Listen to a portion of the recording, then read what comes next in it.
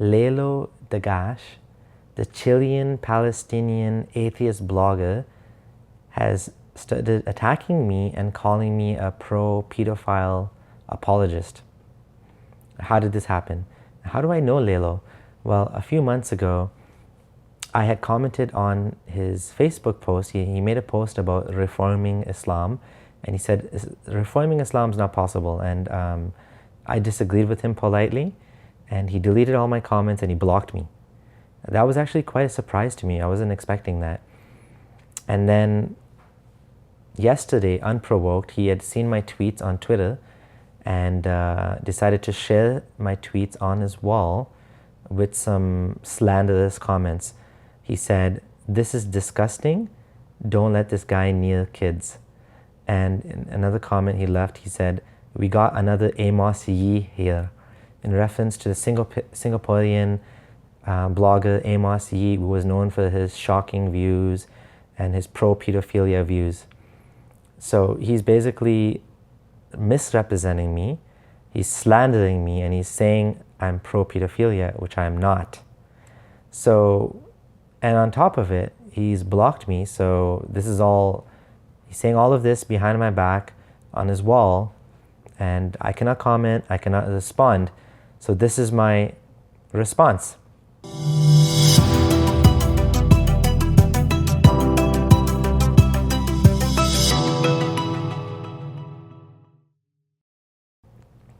First of all, what is pedophilia?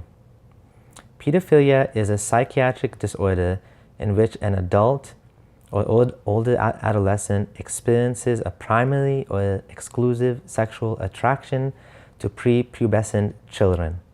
In order to be a pedophile, one must meet the diagnostic criteria of the DSM-5.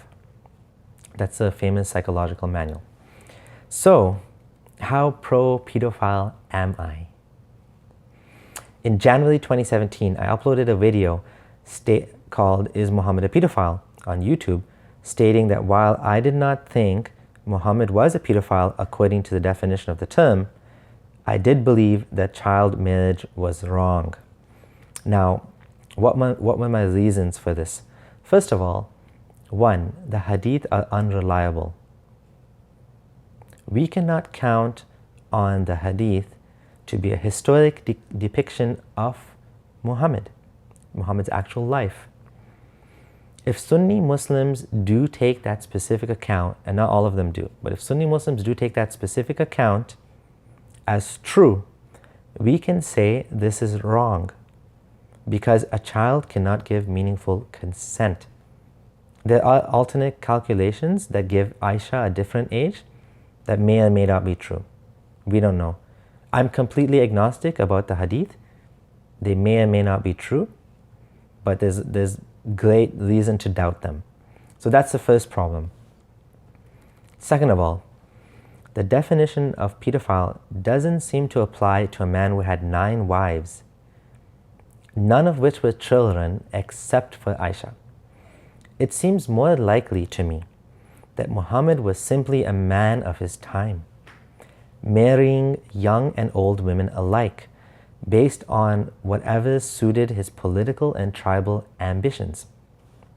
Now, I also said in my video in January 2017, child marriage is harmful and should be condemned.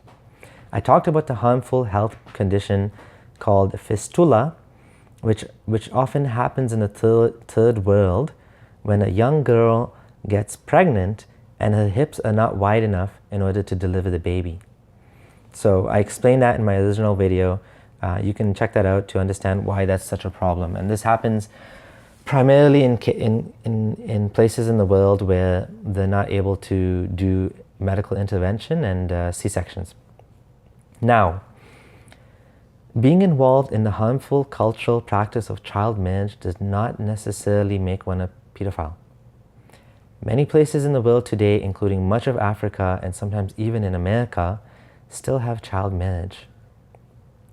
If you were a man born 500 or 1,000 years ago, in a time and place where the norm was to marry a young woman, because infant mortality was high and most kids would die, or because lifespans were short and people were dying by 50, chances are you probably would have been betrothed and married to a child. Was this ideal? No. Was this good for girls? Absolutely no. Is it pedophilia? Not necessarily. Some of those men may have been pedophiles, but many would not have been.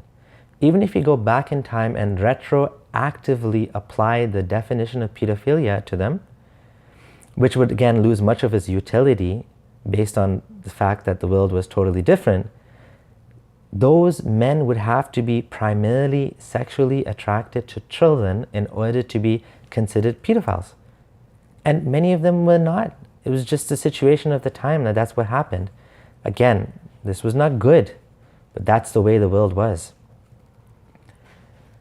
I also spoke about the topic of how Muhammad's marriage to Aisha has been, spoken about to death by both apologists and counter-apologists. And it's not necessarily a good argument to use. Some people may disagree and say, this is actually a good argument to use. But I think rather than focusing on Muhammad and his marriage to Aisha, we should focus on something else, which is that the Quran allows marriage to prepubescent girls. Okay? In August 2017, I wrote a blog post called The Terrible Deal Aisha Got, which talks about how awful her situation was for her as a child bride, no matter what her age was, whether it was 6 or 16.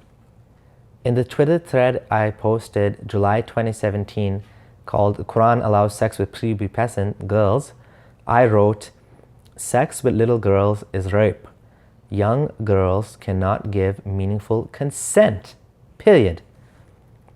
Now, the most disturbing thing here is that Lalo, a fellow atheist, is intent on demonizing me.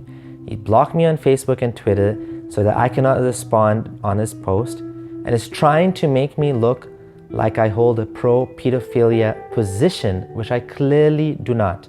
This is a very dishonorable way to act, Lalo. If you want to disagree with me, at least disagree with what I'm saying and not slander me based on positions I don't even hold. People are talking about this and they're saying I'm a closet Islamist. Some ex-Muslims are even saying I'm returning to Islam. That's too funny. I'll say it once more.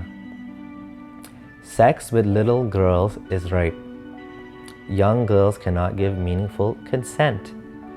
That's what I've always said, and that's what I'm still saying. Thanks for watching. This is Abdullah Samir signing out.